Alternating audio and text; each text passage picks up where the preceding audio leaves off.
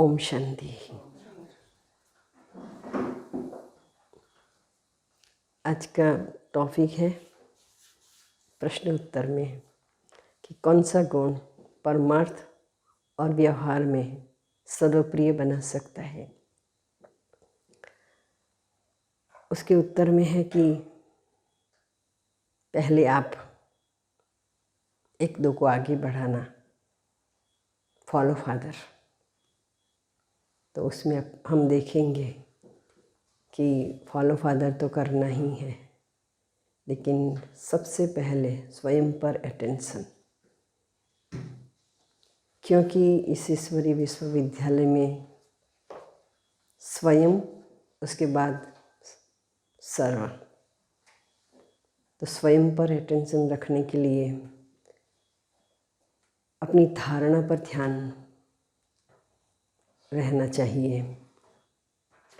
ज्ञान, योग, धारणा और सर्विस में बैलेंस होना चाहिए, लेकिन मुख्य धारणा दैवी गुणों की धारणा पर अटेंशन। दूसरा है कि यज्ञ में हम अच्छी तरह से तब चल सकते हैं सदैव हाजी का पाठ पक्का हो, क्योंकि हाजी का पाठ पक्का नहीं होगा तो भी हम सर्वप्रिय नहीं बन सकते हैं। और तीसरी बात है कि ओटेसो अर्जुन, क्योंकि ब्रह्मा बाबा भी पहले नंबर में चले गए, क्योंकि वो किसी को देखा नहीं, अपना पुरुषार्थ करते रहे। तो बाबा हमें भी कहता है कि फॉलो फादर करना है तो ओटेसो अर्जुन, जो भी बाबा श्रीमत देते हैं, मर्यादाएं देते हैं, उसमें सबसे पहले मैं। दूसरा है बालक सो मालिक, क्योंकि ये बहुत बड़ा संगठन होता है, उसमें मीटिंग्स भी होती है, बहुत प्रकार की बातें भी होती है। तो हम सभी बाबा के बच्चे हैं, तो ज्ञान में चलते हैं, तो मर्यादा भी पता है, श्रीमत भी पता है। लेकिन वहाँ जब भी मीटिंग्स होती है तो अपनी अपनी राय देनी होती है, तो मालिक बन करके राय दो, क्योंकि मालिक हो। लेकिन जब निर्णय कोई होता है तो बालक बन करके फॉलो करो, क्योंकि संगठन को एकता में रखने के लिए बालक बन करके जो भी बातें हैं उसको फॉलो करेंगे तो प्रिय बन सकते हैं। लेकिन वहाँ हम ऐसा समझे कि नहीं, मैंने जो कहा वो तो बहुत अच्छा था, लेकिन मेरी कोई भी बात मीटिंग में आई नहीं, तो उससे अहम भाव आ जाएगा हम, और मन में टकराव होगा कि मेरा कुछ माना नहीं। दूसरा है कि आगे बढ़ाने के लिए बाबा तो गुणों का भंडार है, लेकिन इतनी सारी गुणों का भंडार है, तो बहुत सारा गुण है बाबा में, लेकिन उसमें 2-3 गुण बताते हैं कि तो बाबा आत्मिक स्थिति का अभ्यास पहले दिन से शुरू किया था, और आत्मिक स्थिति का अभ्यास में बाबा ने परिवार को भी, मैं आत्मा हूँ, जसोदा आत्मा है, परिवार को भी मतलब कि दीवार पर भी लिखते थे, इतना अभ्यास किया। दूसरा निमित्त भाव और निर्माण भाव बहुत था, क्योंकि जब तक हम निमित्त नहीं बनते हैं और निर्माण नहीं बनते हैं, क्योंकि ज्ञान का सार ही है निर्माण बनना, कितना भी ज्ञान हो, क्योंकि जितने भी हमारे विकार है उसको हम जीतते हैं, लेकिन ये अहंकार ऐसा है, बड़े बड़े ज्ञानियों को, बड़े बड़े योगियों को भी तो आता है। इसलिए निर्माणता। दूसरा है कि आगे बढ़ाना है, उसको भी हम देखना है कि पात्र देख करके बढ़ाना है। पात्र देख करके बढ़ाना मतलब कि कई बार ऐसा हो जाता है कि हम किसको बढ़ा देते हैं, और फिर जब उसको हम कुछ कारणवश दूसरों को आगे करते हैं तो नाराज हो जाते हैं। तो पात्र देख कर के पढ़ाना बहुत ज़रूरी है, क्योंकि शास्त्रों में बताया है कि शिव जी की तपस्या बहुत लोग करते थे, देवता ही करते थे, देवता ही बन जाते थे, बहुत शक्तियाँ आ जाती थी। उसके बाद उसका जो रूप है ना, अहंकार के कारण बदल जाता था, तो और देवताओं को मुसीबतें आ जाती थी। इसलिए ऐसी मुसीबत ना हो जाए, इसलिए बहुत पात्र देख करके आगे बढ़ाना है। ऐसे तो ड्रामा फिक्स ही होता है, लेकिन इसके 40 साल में हमने देखा है कि कई बार ऐसा भी हो जाता है, उल्टा भी हो जाता है। वो व्यक्ति जब सेंटर में रहता है और कुछ होता है तो उसको अंदर से लगता है कि मैं ही सब कुछ हूँ, अहंकार आता है, तो जो टीचर होते हैं उसको भी डोमिनेट करते हैं।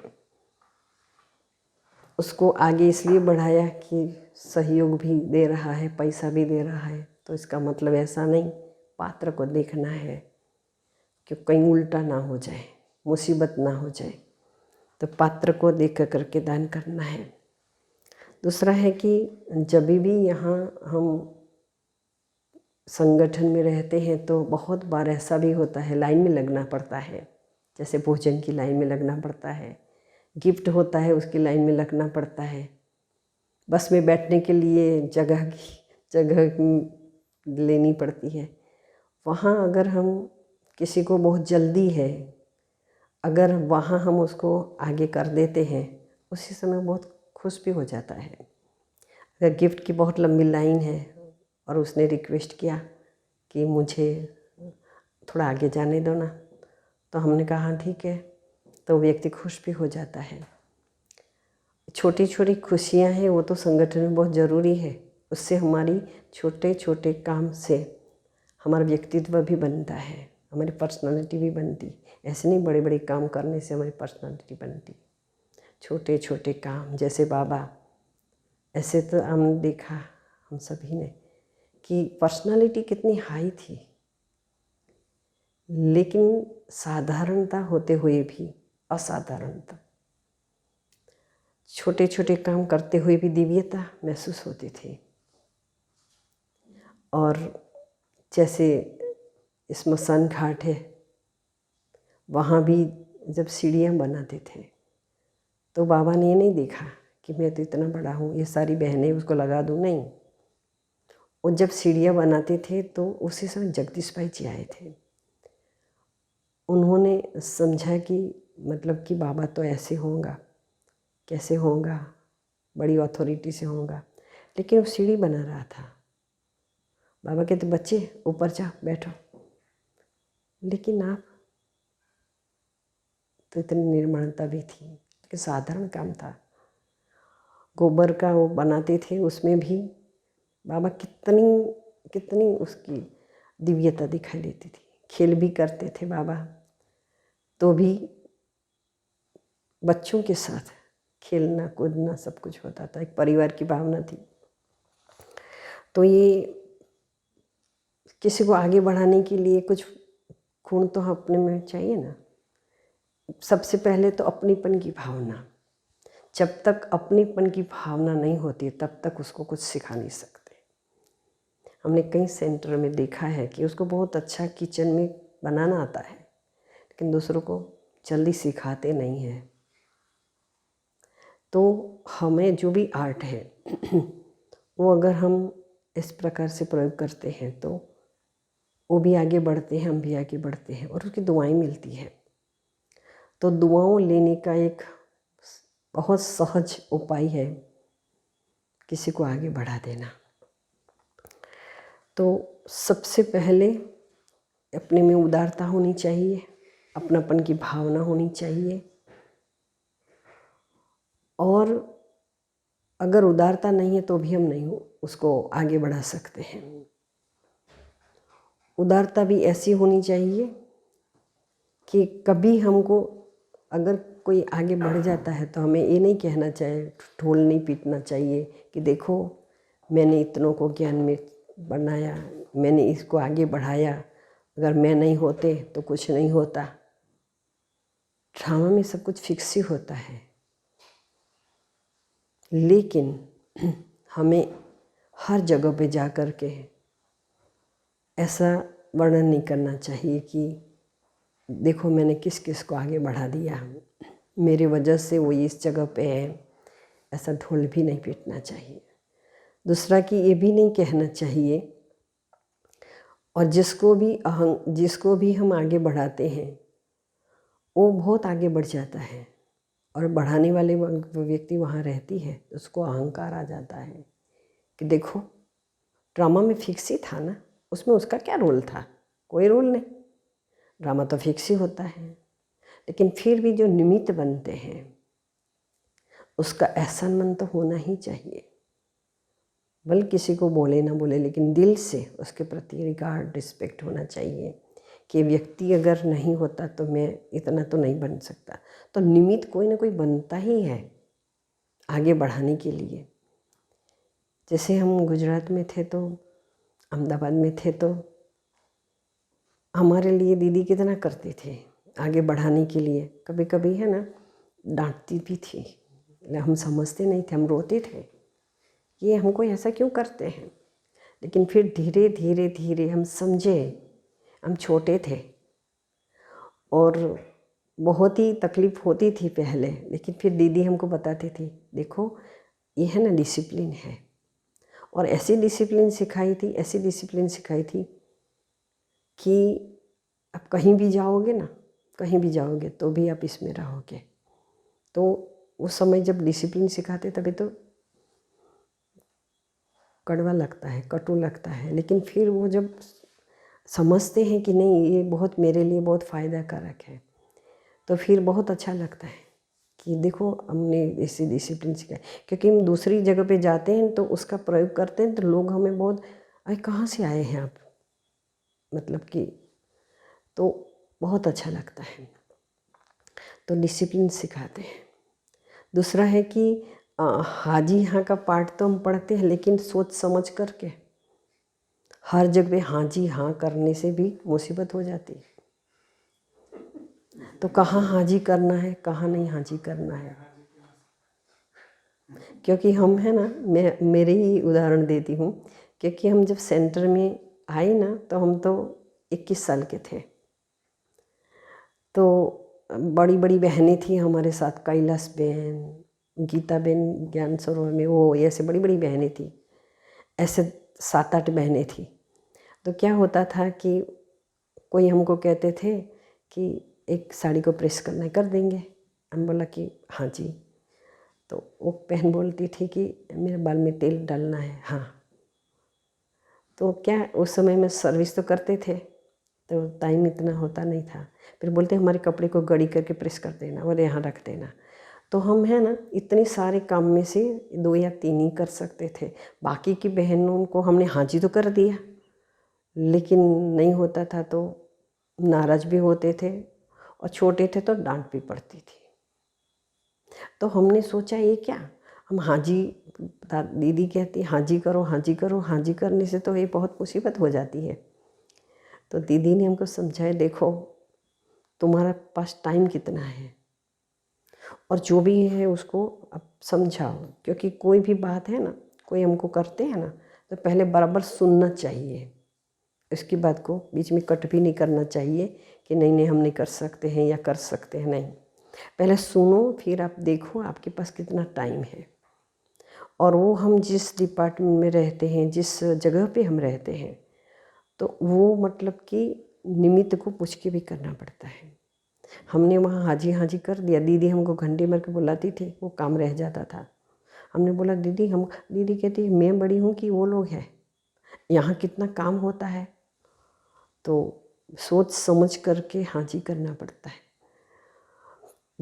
हर बात जब हम ऐसे ही सबको हाँ जी करेंगे, सबका काम करेंगे। हम पहले यहाँ आए ना तो क्या है कि रास्ते में चलते चलते हमको कोई पूछते थे ये काम कर दो ना, इसका नंबर क्या है डायरी में, अच्छा ये नंबर क्या है, थोड़ा लगा के दोगे? लगाने के लिए तो अंदर आना पड़ेगा ना, और इसका कोड क्या है, सब पूछते थे। तो ये रास्ते में चलते चलते कुछ होता नहीं, इसलिए हम हमारा जो ड्यूटी है उसको छोड़ करके हम हर जगह पे सबका काम करते रहेंगे, लोकप्रिय तो बन जाएंगे थोड़े समय में। उसके बाद हमको गालियाँ भी पड़ेगी कि देखो हाँ जी करता है, कुछ काम नहीं करता है, मीठा मीठा बोलता है। तो ये सब हमको ध्यान रखना पड़ता है कि कहाँ क्या कैसे करना है। क्योंकि ये एक बार क्या हुआ, ये जो एयरफोर्स वाला है ना, उसको हमने कोर्स कराया था ना, तो वो ऐसे भावना में आ गया ना, तो उसने बोला कि हमारे वहाँ जो सामान मिलता है ना कम पैसे में मिलता है, तो आपको तो बहुत पैसा खर्च करना पड़ता होगा। उनके तो हाँ, तो कहते हैं कि मैं ला दूँ। तो मैंने लच्छू दादी को पूछा कि ये सब नहीं ये सब चक्कर में तुम नहीं पड़ो, तुमको मालूम नहीं है, ये सब तुम नहीं करो। मैंने कहा ठीक है। तो ये सिक्योरिटी में जो बैठते हैं ना 3-4 भाई, भाई ने उसको बोला होगा, वो बोला हाँ। तो सबको पता पड़ा धीरे धीरे कि वहाँ अच्छा सामान मिलता है। तो 1 मास हो गया, तो मेरे को एक भाई आके बोलता है, बहन जी मैं तो तंग हो गया, वो मिलता है, वो मंगाता तो थैला भर के आता हूँ, मुझे वो ऑफिसर कितना बोलता है। मैंने बोला वो तो मैं क्या जानूँ, वो आपका इसका हिस्सा है। हमने तो पहले बोला कि कुछ भी आप ऐसे ज़्यादा नहीं करना, क्योंकि संगठन बहुत बड़ा है, 2-3 लोगों का नहीं है, 4-5 लोगों का नहीं है। एक को ला के दोगे, दूसरे को ला के नहीं दोगे तो परेशानी होगी। बोला अभी क्या करूँ, ट्रांसफ़र कर दिया उसने अपनी ऑफिस, दिल्ली चला गया। इतना परेशान हो गया। तो कहने का मतलब कि ऐसी हमको सेवा भी नहीं करनी है, लोकप्रिय बनने की सस्ती सेवा ऐसी कर लेंगे तो बाद में हमको ये बहुत समय रहना है ना। इसलिए जहाँ वहाँ जो भी बुलाए फटाफट कर देना। शुरुआत में तो बहुत अच्छा लगता है, वो हमको दुआएं भी देगा कि देखो भाई कैसा है। और उनको क्या है, हमें भी ऐसा है कि मैं उनको बोलूँ कि मेरा एक काम कर, फटाफट कर दे तो अच्छा तो लगता है। लेकिन हम लंबा सोच करके ये सब काम करना पड़ता है। तो इसलिए एक तो निस्वार्थ भावना भी होनी चाहिए कि हम जो भी किसी के प्रति जो भी करते हैं, नेकी कर दरिया में डाल, कहीं भी हमको वर्णन करने की ज़रूरत नहीं है।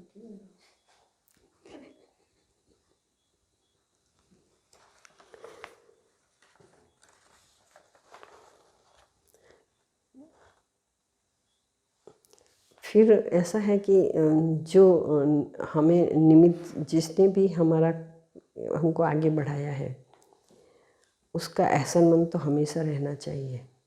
क्यों मैं बताऊं, क्योंकि हम जब यहाँ आते थे, दीदी ने हमको बहुत डायरेक्शन दिया था, हमको अच्छा ही नहीं लगता था कि हम बड़े हो गए, हम इतने साल से तो दीदी आपके पास रहते, हमको समझ में नहीं आता है क्या। बोला नहीं, लेकिन मैं आपको बताती, उसने हमको एक डायरेक्शन दिया था कि देखो आप मधुबन में जा रही हो ना, मधुबन वाले तो यहाँ आते हैं, हम सबको पहचानते, लेकिन बताती हूँ कि आपको है ना कोई भी डिपार्टमेंट में जाना हो ना, तो 6 बजे के बाद बिल्कुल नहीं जाने का। 6 बजे के बाद क्यों नहीं जाने का, और 8 बजे के बाद तो किसी भी डिपार्टमेंट में नहीं जाने का। और जाना है बहुत ज़रूरी है तो किसी बहन को लेके जाना, किसी अकेले नहीं जाना। तो हमने बोला इसमें क्या है, अपने तो भाई है सब। और दूसरी बात पता है कि देखो हर एक के साथ डिस्टेंस रखने का, 2 फुट का डिस्टेंस रखने का, 1 फुट का डिस्टेंस रखने का, मतलब कि वो बताया था हमको। तो हमको ऐसा लगता था कि हंसी आती थी, हम सबको बताते थे, सेंटर पे सभी बहनों से हम बात करते थे, बताते दीदी देखो ना हमको ऐसे ऐसे डायरेक्शन देते। लेकिन वो डायरेक्शन बहुत काम में आने वाला, क्योंकि अभी का समय जो था, कोरोना की बात नहीं है, लेकिन दीदी ने जो भी डायरेक्शन दिया था, वो डायरेक्शन इतना इम्पोर्टेंट था, एक जीवन बन जाए हमारा। फिर अगर अपनापन की भावना भी है, उदारता की भावना भी है, लेकिन जो आगे बढ़ जाता है उसको अहंकार भी नहीं आना चाहिए कि देखो ये तो यहाँ ही बैठा रहा, मैं तो सबका कल्याण कर रहा हूँ, मेरा तो बहुत आगे, मधुबन में भी मेरा कितना मान हो गया है। तो अहंकार नहीं आना चाहिए। क्यों नहीं आना चाहिए अहंकार? क्योंकि जब अहंकार आ जाता है, लेकिन निमित्त जो बने हैं उसको हम भूल जाते हैं। जैसे ब्रह्मा बाबा, उस पर शिव बाबा ने उसको एडॉप्ट कर लिया, ब्रह्मा बाबा को, और ब्रह्मा बाबा को एडॉप्ट कर उसको ब्रह्मा बाबा बना दिया। और ब्रह्मा बाबा बनने के बाद उसमें शिव बाबा ने प्रवेश किया। उसमें इतनी निर्माणता थी कि बाबा ने उस रथ को पसंद किया।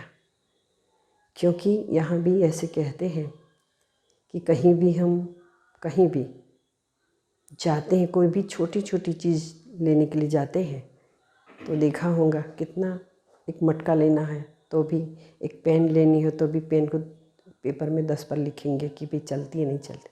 भगवान ने उस ब्रह्मा बाबा को एडॉप्ट किया, सेलेक्ट किया। उसकी परख शक्ति में कोई परसेंटेज नहीं है। शिव बाबा की परख शक्ति इतनी पावरफुल, कोई परसेंटेज नहीं। तो ब्रह्मा बाबा ने ऐसा नहीं समझा कि मेरा तो ड्रामा में फिक्स पार्टी था। अगर ऐसा समझा होता तो ये ब्रह्मा बाबा नहीं बनता। तो ब्रह्मा बाबा में कितनी निर्माणता थी। जिंदगी बाबा ने हमेशा, शिव बाबा की मत है, मेरी नहीं है। कभी कभी दोनों बोलते थे, बाबा कहते नहीं है ब्रह्मा बाबा की मत कुछ भी उल्टी हो जाएगी मैं ठीक कर दूँ, लेकिन उसने कभी नहीं बोला कि मेरी मत उल्टी हो जाए तो शिव बाबा सीधी करने वाला है। बोला क्या? नहीं बोला। तो इतना निर्माणता थी, और निर्माणता के कारण क्या है कि बाबा इतना आगे बढ़ गया। और बाबा के साथ साथ बाबा ने जो बहनें थी उनके साथ दादियाँ थीं, वो अभी दादियाँ बन गई, उस समय तो छोटी छोटी बच्चियाँ थीं, लेकिन उनको शिव बाबा और ब्रह्मा बाबा में कोई अंतर ही नहीं लगता था। उनको तो लगा शिव बाबा है ना, ब्रह्मा बाबा ही है, ब्रह्मा बाबा शिव बाबा ही लगता, क्योंकि बहुत कंटिन्यूस साथ में रहे। तो मुश्किल था उनके लिए दोनों को अलग करना, इतना मुश्किल था। तो एक को ऑलमाइटी बाबा कहते थे, एक को बाबा कहते थे। तो ये जो हमारे साथ, हमारे सामने शांति, छोटी शांति रहती थी ना, तो हम उसको पूछते थे कि ऑलमाइटी बाबा और ब्रह्म क्यों ऐसा बोलते हो? बोले एक बाबा, एक ऑलमाइटी बाबा। ऑलमाइटी बाबा माने शिव बाबा और बाबा माना ब्रह्मा बाबा, ऐसे बोलते थे पहले। तो मतलब कि कितना निर्माण था। बाबा ने अंत तक कभी अपने को ऐसा नहीं बताया कि मैं हूँ तो वही होता है, मैं नहीं होता तो बाबा कैसे आता। बोला क्या? दादियों ने भी देखो कितना गुणगान, ब्रह्मा बाबा शिव बाबा। बाबा को तो ऐसे रखा कि जैसे वही सब कुछ है। कहीं भी कोई भी बात होती तुरंत ही सब संगठन में मान लेते थे। और अगर उन्होंने कुछ भी अपना समझा होगा कि नहीं चलो हम अपना ही चलाए, ऐसे लोग तो निकल भी गए। एक कारवा चलता ही नहीं, लेकिन कारवा चला कैसे? ब्रह्मा बाबा को अपना समझा, अपनेपन की भावना भी बाबा में बहुत थी। और दूसरा कि अहंकार नहीं आया।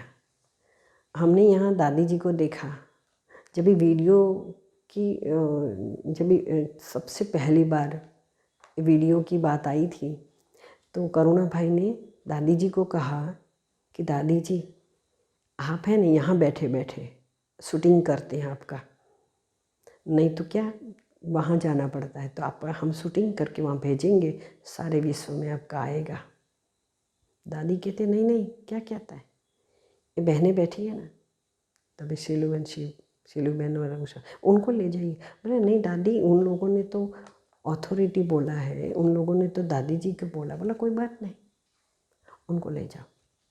अगर दादी ने उनको आगे कर दिया, और आगे कर दिया तो क्या होगा? वो पीछे हो गई क्या? उनके प्रति भी भावना रही। ऐसे गुलजार दादी की बात जब मैं करती हूँ, हम रोज़ जाते थे उनके पास, और मुझे एक लालच रहती थी कि उनके पास जाने के लिए पाँव दबाना है, तो मैं नीलू बहन को कहती थी मुझे ले जाओ ना प्लीज़। तो नीलू बहन कहती एक पाँव की मालिश आप करना, एक पाँव की मैं करूँगी। लेकिन हम देखते थे कि जब दादी जी आती थी तो ये गुलजार दादी है ना एकदम बैठ जाती थी। तो हमने पूछा दादी लेकिन आप सोते, दादी कहती थी बड़ी दादी कि दादी आप सोते रहो ना, मालिश करते करते खड़े हो जाए। दादी कि नहीं नहीं। फिर जाती थी तो हम पूछते थे दादी आप ऐसे क्यों करते हो, आप में तो बाबा आता है, तो बाबा आता है तो आप तो पढ़े हो। बोला दादी है ना हमको पढ़ाती थी, वो 8 साल की उम्र में जो आए थे वो रूप उसका कभी गया नहीं, दादी के प्रति इतना रिस्पेक्ट। और हमने ये भी देखा कि दादी जी सबको लेके चलती थी। यहाँ एक माला बनी थी, जैसे देखो कोई कोई सेंटरों में कितना भी हो लेकिन कुछ भी मनमुटा होता है, लेकिन दादी जी ने देखो, यीशु दादी जी को आपने कभी स्टेज पर नहीं देखा होगा भाषण करते हुए, अभी की बात और है। शांतामणि दादी को कभी नहीं देखा होगा, लेकिन ऐसी माला बनी थी एक दूसरे की ग्लानि नहीं सुन सकते थे, बिल्कुल ही नहीं। और ऐसी माला बनी थी कि जैसे एक माला के मणिके हैं। और सबसे पहले जब शांतिवन बंजर था तब सबसे पहले शांतामणि दादी सेवाधारी को संभालती थी, और सेवाधारी को संभालती थी तो उसके पास एक 2 सेवाधारी थी, एक रेणुका माता थी, उसकी भी एक सेवाधारी। तो रेणुका माता उस सेवाधारी को जैसे अगर आई तो रखती थी, नहीं रखती थी तो ये जाके रेणुका बेन की कंप्लेन दादी को करती थी। दादी देखो ना, बोला मैं नहीं जानती हूँ, तुम और वो दोनों जाने। दादी आप बड़े हो ना, बोला नहीं नहीं, मैं उसने उसको रखी है ना तो वो जाने, मैं क्यों जाना। इतना उपराम थे वो लोग। और ये दादी जियाँ जो थी ना वो ऐसी थी, आपको क्या कहूँ, एक ने कहा दूसरे ने मान लिया। कभी कंपटीशन हमने नहीं देखी है, कभी कुछ भी नहीं कोई कंपैरिजन नहीं, कोई कंपटीशन नहीं। जबकि मैं आपको बताऊं कि दादी जी का डायरेक्शन मुन्नी बेन मनोहर दादी को देने जाती, दादी आपको आज ये करना है। तो हम बोलते दादी देखो नहीं जैसे कैसे बोलते हैं आपको। बोला नहीं दादी का है, उसका नहीं है, भले वो ऐसे बोलती लेकिन। तो मतलब दादियों की ऐसी ये थी। आपको मैं बात बताऊं कि जब चंद्रमणि दादी पंजाब में थी ना, दादी ने यहाँ एकदम बुलाया था, क्योंकि कौन शरीर छोड़ दिया था, तो दादी ने आपको यहाँ बैठ जाना। दादी तो एकदम आ गई। तो हमने चंद्रमणि दादी को थोड़ा टाइम के पास, इंद्रप्रस्थ में जब काज बाज नहीं था तभी किसी के पास जाने की कोई पाबंदी नहीं थी, तो हम हर जगह पे घुस जाते थे। तो हमने पूछा कि आप यहाँ आ गई तो आपका वहाँ, और दादी जी ने बोला है, दादी जी कम अथॉरिटी नहीं है, बाबा है वो, मतलब इतना उसको ऐसा नहीं। फिर मैं निर्मल संत दादी को एक बार पूछा, मगर दादी आप है ना, तो देखो आपको तो बाबा ने आगे करना चाहिए ना, हेड आपको बनाना चाहिए था, क्योंकि आप तो उनकी वारिस हो। चुप चुप मेरे को कहती, तुमको पता नहीं है ये दादी है ना, इसमें बाबा ने दादी में बहुत बहुत विशेषताएं देखी है, और हम भी दादी को नमन करते हैं। ऐसा नहीं बोलो, मुझे कहाँ बिठाना है, हम तो सभी है ही ना बाबा के। मतलब इतना नहीं कि हाँ मेरे को नहीं बिठा इनको बिठा, मतलब कि जेलसी जैसी कोई चीज़ नहीं देखी हमने। इतने सारे लोगों को हम मिलते थे, लेकिन ऐसे मिलते थे, ऐसे निर्माणता उनमें थी, ऐसे आजकल कोई 1 साल की टीचर हो ना उसको भी ऐसा लगेगा मैं कुछ हूँ। लेकिन यहाँ हमने देखा इतनी दादियों को कि इतनी निर्माणता, इतनी एक दूसरे को रिस्पेक्ट देना, और एक दूसरे के प्रति इतनी भावना। मैं एक सीतू दादी की बात करती क्योंकि उसके साथ में रही थी 6 नंबर में। तो एक बार है ना, तो मैंने बोला दादी आप है ना, तो चप्पल बहुत ही पुराना था, टूटा हुआ था, और हापुड़ से माताएं बहुत आई थी, बहुत माताएं आई थी, तो उनको है ना, तो वहाँ से पैसा सब कुछ बहुत लाती है। तो मैंने बोला दादी ये आपको जो अमानत तो आई। दादी ठप ठप ठप करके गई। मेरे को दादी अभी दादी का टाइम नहीं है, आप कैसे जाओगे। तो बोला कितने बजे टाइम होता है। मैंने बोला कि कोई बात नहीं, मुझे ले चल। मुझे डर लगता था कि वहाँ सब होंगे, मेरे को पहले तो भगा देंगे, क्योंकि उनका टाइम ऐसा था। तो मेरे को लेके गई, तो दादी ने उसको ऐसे ऐसे रिस्पेक्ट दिया, मैं बताऊं जैसे कोई भगवान हो, इस प्रकार से। अच्छा दादी सीतू क्या लेके आई। बोला अमानत है, खोला भी नहीं, देखा भी नहीं क्या क्या है। दादी क्या है? दादी अमानत में क्या मैं करूँ, ये तो माता ही दे के गई, उसमें सोने के दाग ही ना था, सब कुछ था।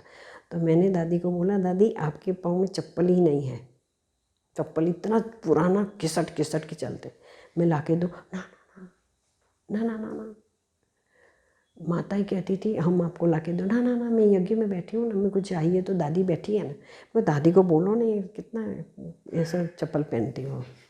तो कहते नहीं नहीं नहीं, ऐसा नहीं।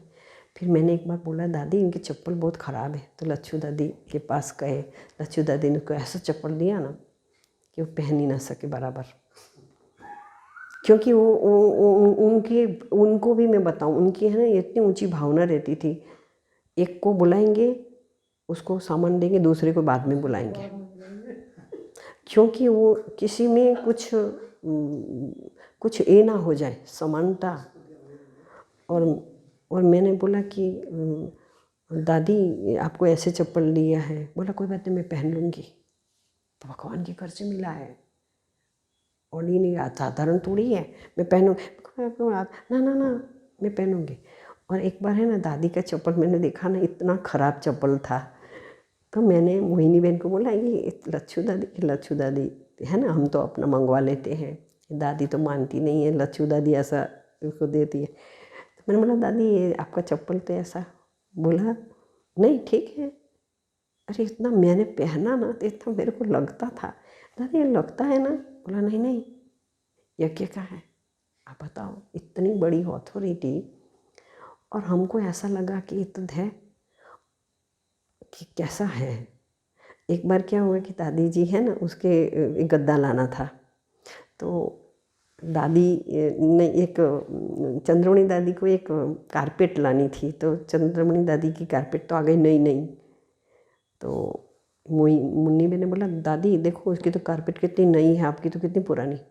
बोला देखो मुन्नी, तेरे को पता है सब फॉलो मुझे करते हैं, मेरे कमरे में जो भी होगा ना वैसे वो अपने वहाँ कमरे में करेंगे। तुम ज़्यादा साबुन नहीं रख, एक साबुन रख, एक बॉटल रख, कुछ नहीं रखना, क्योंकि जो भी आएंगे ना मुझे फॉलो करेंगे, इसलिए तुम का समझो मेरे को सब काम नहीं करना है। गद्दा लाना था ना, तो इस बोला नहीं नहीं। तो आपको बताऊँ, मोहिनी बहन दूसरे इंद्रप्रस्थ में चली गई और दादी का गद्दा, दादी ने बोला तुमको जाना है तो जा, लेकिन मैं तो यहाँ रहूँ। तो हमने इंद्रप्रस्थ में भी हम सबके पास जाते थे। मैंने आप ऐसे अलग हो गए? माने नहीं ना, तो गद्दा कितना दादी को कितना लगता है, लेकिन जैसे अच्छा गद्दा हमने बोला, हमने तो ला दिया। दादी ने बोला तुम वहाँ इंद्रप्रस्थ में रह जा अभी। तो ऐसी ऐसी बात है। लेकिन जब मोहिनी बहन को अंदर से तकलीफें हो गई, दादी खड़ी आ गई, दादी यहाँ तक आई, दादी तो मतलब कि तबीयत बहुत ख़राब हो गई थी। तो ऐसा नहीं कि चलो चली गई तो, लेकिन भावनाओं देखो, हमने तो वंडरफुल लगता था कि कैसा कैसा है इनका रोल देखो। तो ऐसे ऐसे दादियों का रोल ऐसा था कि आपको क्या कहूँ कि आप हमको तो छोटी छोटी बातों के लिए भी कंप्लेन सुस्ती है, कंप्लेन करें, ऐसा करें क्या है। लेकिन ये दादियों को तो जो मिला जैसा मिला, उनको तो बाबा ने ऐसी पालना दी थी, यज्ञ प्रति इतना कुट कुट के उनके अंदर भावनाएं थी। एक बहन आई थी दादी के पास, तो मैं दादी को फैक्स देने गई थी, तो वो है ना तो कुछ लेके आई थी, तो उसने ऐसे समझा, टीचर थी, सरेंडर नहीं थी, तो उसने ऐसा समझा कि मैं है ना तो ये दादी को दूँ। तो दादी को सब दे रहे थे, तो उसको भी अंदर से आया, तो 15-20 हज़ार रुपया होगा उस समय उसके पास। तो उसने बोला कि मेरे को पता नहीं कितना है दादी। दादी कहती इसको दे दो। तो ये मुन्नी बहन और मोहिनी बहन कहे, दादी गिनो तो खरा, ये 15,000 बोलती है, 15,000 है कि नहीं है? दादी ने बोला इसने किसको दिया? बाबा को दिया ना, बाबा जाने। अच्छा, हमको बीच में नहीं आने का। अरे गिनती तो करनी पड़ेगी ना, कि यीशु दादी को दे दिया। यीशु दादी ने बोला नहीं, दादी ने कहा ना, तो अपने को गिनती करने की ज़रूरत नहीं। हाँ, एक ही माँ के मन की देखो इतना एक दूसरे के प्रति कितना रिस्पेक्ट। और एक बार क्या हुआ मैं आपको बताऊँ, बहुत टाइम हो गया। एक एक बार क्या हुआ, गुलजार दादी जब बैठी थी ना तो बहुत सारे रशिया वाले मिल रहे थे, बहुत सारे थे, पूरा हॉल भरा हुआ था। तो नीलू बेन साथ थोड़ी दोस्ती रखी थी। नीलू बेन ने मुझे बोला कि मंजू बेन आपको यहाँ बैठना है। मेरी तो ड्यूटी हो जाएगी तो मुझे जाना पड़ेगा। उस समय बहुत ट्रैफिक रहता था। तो मैंने बोला मेरे को जाना पड़ेगा। तो बोला नहीं तुम बैठी रहना, इसमें क्या तुम्हारे को जाना है, बंद करके, ठीक है। लेकिन 8 बजे नहीं आए तो मैंने दादी को बोला, दादी नीलू बेन तो आई नहीं, मुझे तो जाना। तो बोला कि ठीक है। लेकिन थोड़ी देर में है ना दादी को बुलावा आया, प्रकाशमणि दादी का। उसी समय मैंने देखा कि इतना सारा पैसा, सोना, सब कुछ पड़ा था। तो मेरे को दादी मैं तो जाऊँ क्या? हाँ तुम जाओ। मैंने बोला कि आपको बुलावा है? बोला हाँ मैं भी जाती हूँ, क्या होगा। मैं तो नीलू बेन को फ़ोन ऊपर जाके कहा कि नीलू बेन दादी तो चली गई है। आखिर कहाँ चली गई? मेरे को दादी, बड़ी दादी का फ़ोन आया तो चली गई। तो क्या हो, तो ऐसे ऐसे हमारी दादी तो इतनी निर्मोही ऐसी है, बात मत पूछो। अभी ये सब फटाफट चंद्रपाल भाई को फ़ोन किया कि भाई आप आओ। तो फिर मैंने सोचा देखो ना, कुछ मतलब कि इतनी अथॉरिटी, लेकिन ऐसा नहीं कि हाँ ये कौन ले जाएगा कौन नहीं ले जाएगा। तो ये फिर एक बार क्या हुआ था, दादी चंद्रमणि जी ने शरीर छोड़ा था तो उसी समय दादी गई थी दिल्ली में। मैंने एक बार सुनाया भी होगा, दिल्ली में गए थे तो वहाँ उनको दादी को फ़ोन आया कि दादी चंद्रमणि दादी है ना। और दूसरे दिन तैयारी करने लगी, दादी की तबीयत भी ठीक नहीं थी, तैयारी करने लगी। तो गोपाल भाई और नीलू बेन कहती दादी आपको पता है बीमार हो, आपको क्या जाना। तो भी दादी सुनती नहीं है, अपनी छोटी बैग है ना तैयार कर रही है, छोटी बैग। तो नीलू बेन ने बोला दादी क्या कर रही हो? आपको गोपाल भाई ने बोला टिकट विकट मिलने वाली नहीं अभी तात्कालिक में। तो क्या बोलते भाई, बाबा बैठा है ना, तुम नहीं आओगे ना तो ये बैग लेके वहाँ स्टैंड सामने है ना, वो एसटी में चढ़ जाऊँगी और कोई मुझे ले जाने वाला होगा ना तो वहाँ उतर जाऊँगी, तो 100 रुपया दे देना। हैं दादी की। तो ये तो बैग लेकर के दोनों दौड़े पीछे। दादी कहाँ जाती? बोला मेरे को दादी का कॉल आया है, बड़ी दादी कहेगी ना कि तुम आ जाओ, तुम कुएं में पड़ जाओ तो भी मैं पढ़ने तैयार हूँ। बस दादी का कॉल आया। तो ये दोनों पीछे पीछे आए और इनकी टिकट तत्काल में कराई पैसा दे करके। फिर यहाँ जब आई तो दादी का मुँह है ना थोड़ा, मतलब दोनों नहीं बोलते थे क्योंकि वो दादी को कहती थी ये नहीं करो, ये नहीं करो, ये नहीं करो। तो ऐसे ऊपर से फूला हुआ था। तो मैंने बोला दादी आप आ गए तो आपकी तबीयत, मेरी तबीयत ठीक है, मेरे को तो दादी ने कॉल किया तो आना पड़ेगा। पता है दादी चंद्रमणि है, दादी अकेले हो जाएगी। तो ऐसे मेरे को इतना अपनी बीमारी नहीं जो देखा, कुछ भी नहीं देखा, फटाफट आ गई। तो कितना प्यार होगा इन लोगों को। ऐसे प्यार ने इस यज्ञ को इतना आगे बढ़ाया है, तो हमें भी तो इस सब को देख करके फॉलो करना चाहिए ना। तो ये दादियों की बातें, चंद्रमणि दादी की, और ये निर्मल शांता दादी से तो हमारी थोड़ी दोस्ती थी ना, नहीं तो मैं ऐसा कहती दादी आप है ना, आप साड़ी नहीं पहनी? बोला ये है ना मेरे को साड़ी नहीं पहनाती। तो दादी बोला दादी साड़ी, अरे इतना ही बोला ना दादी, रुको मेरे को साड़ी पहनो नहीं तो मैंने कुछ बोलूँगी, बात नहीं करूँगी। फूल के बैठ गई, फूल के। हाँ दादी कहती देखो ना ये मेरे को, तो तुमने उसको क्या बोला? मेरे को दादी को साड़ी का ही बोला। मैं तुमने क्यों बोला? मैंने बोला दादी साड़ी पहन के बैठे ना, आज सब मिलने आएंगे तो। नहीं दादी को इतना यहाँ वो था नहीं, बॉटल यहाँ देते थे कि आपको पता है नहीं सब कुछ है। लेकिन दादी तो बोले नहीं। कहती है आज मुझे भोजन अपने आप कर लूँगी, तुमकी ज़रूरत नहीं है। बाबा बैठा है ना मेरे साथ, तो है ना उनके सामने रखा ना, तो है एक खा रही है। मुझे बोलती, मैंने बोला क्या हुआ? बोला तुम जाना नहीं, आज दादी का मोड़ा लग है, वो अपने आप खा रही है, हमारे से बात नहीं करती है। जैसे साड़ी पहना ही ना फटाफट बात करने लगी। तो ऊपर का कितना है। तो ये सब दादी का ही था। तो ये सब दादियों के साथ रहते रहते मज़ा भी आती थी, खेल भी देखते थे और सीखते भी थे। ओम शांति।